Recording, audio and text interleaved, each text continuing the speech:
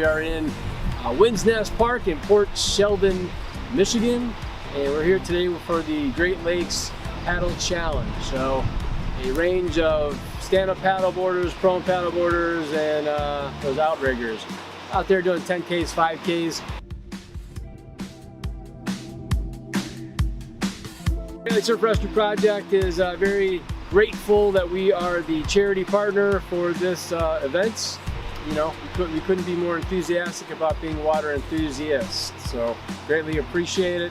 As you can see out over my shoulder, Bob Pratt is again in first place in his heat, so hey, we're doing good today.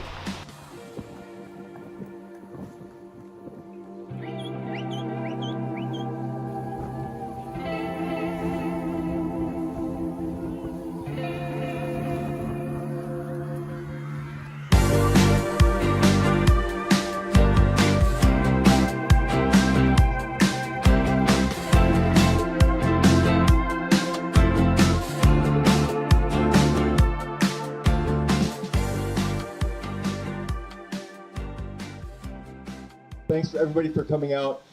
The Great Lakes Surf Rescue Project is a brainchild of Dave Benjamin and myself. We've been doing it since about 2010. One of the things that we do is we track drownings on the Great Lakes, and unfortunately this year we will probably pass 1,000 drownings in 12 years on the Great Lakes. We're 970 something. So far this year there have been 14 on this body of water. 5 last week alone. So drowning is a huge problem on the Great Lakes. Something that we all can do are to understand what drowning looks like, because it's not like television, it's not like Baywatch where there's yelling and screaming and it goes on for 2 or 3 minutes while somebody runs in slow motion down the beach.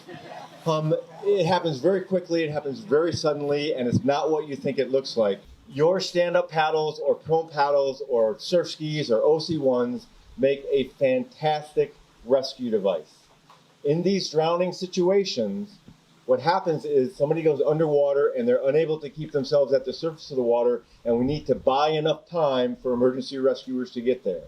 Typically, a drowning person only lasts at the surface of the water for about 45 seconds to a minute and a half.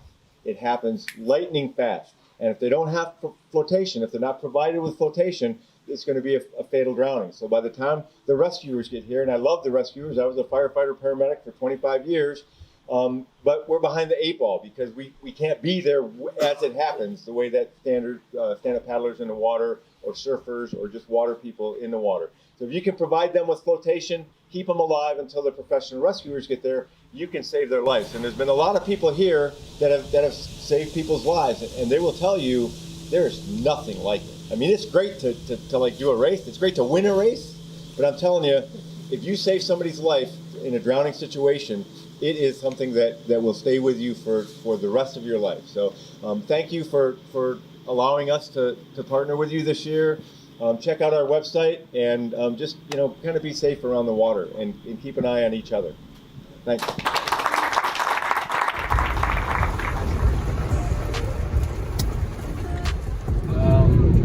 Yeah, it's been raining all day in this state. It's kind of lame. We left the Great Lakes Paddle Challenge in Port Sheldon, and now we're heading up to Frankfort, Michigan. Got totally flooded in Grand Haven, so traffic was at a crawl.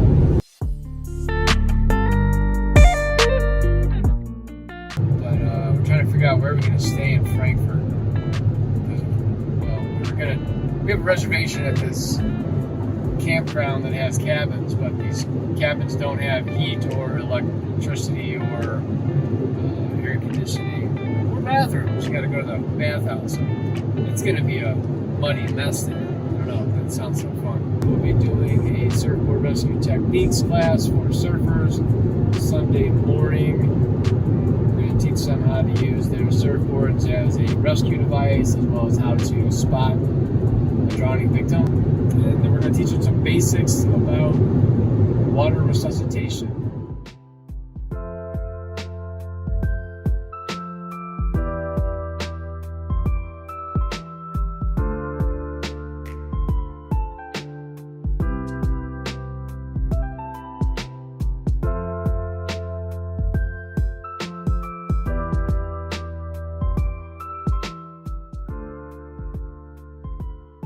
So today we're at Frankfurt Beach with Sleeping Bear Surf and Kayak. We're going to be doing a surfboard rescue techniques class. We're going to be teaching surfers how to use their surfboards as a rescue device.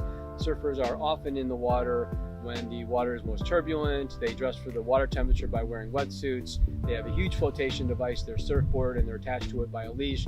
And they also know the waves and dangerous currents and how to navigate them. So they're best equipped to make open water rescues, especially when beaches don't have lifeguards.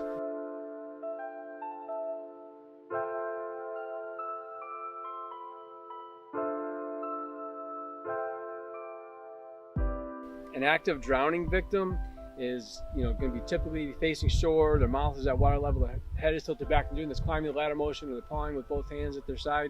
Someone who's in that vertical climbing the ladder motion is typically less than 60 seconds until final submersion. So we want surfers to be able to identify a person like, oh, I can see this guy, it's just his head, his hands are barely breaking the surface, and get to him immediately, give him some flotation. If someone's pulled out of the water unconscious and you're doing compression-only CPR to a drowning victim, you're likely circulating unoxygenated blood, and so you have to do the rescue breaths and compression.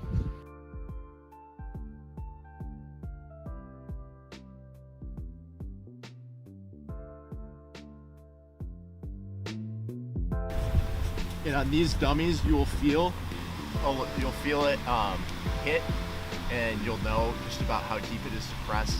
Lock your arms and then press from your shoulders.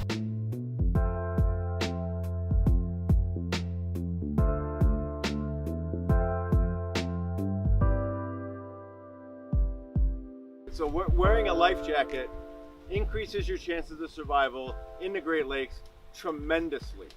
It's a very rare occasion, right about, a little over 1% of the number of drownings that we have. So if you have a life jacket, wear your life jacket.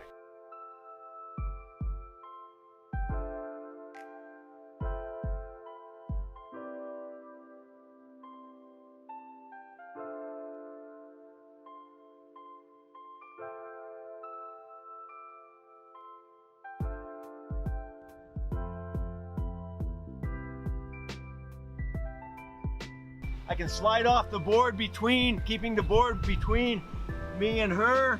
I'm gonna grab her arm, flip it over once, and it's gonna go to her armpit.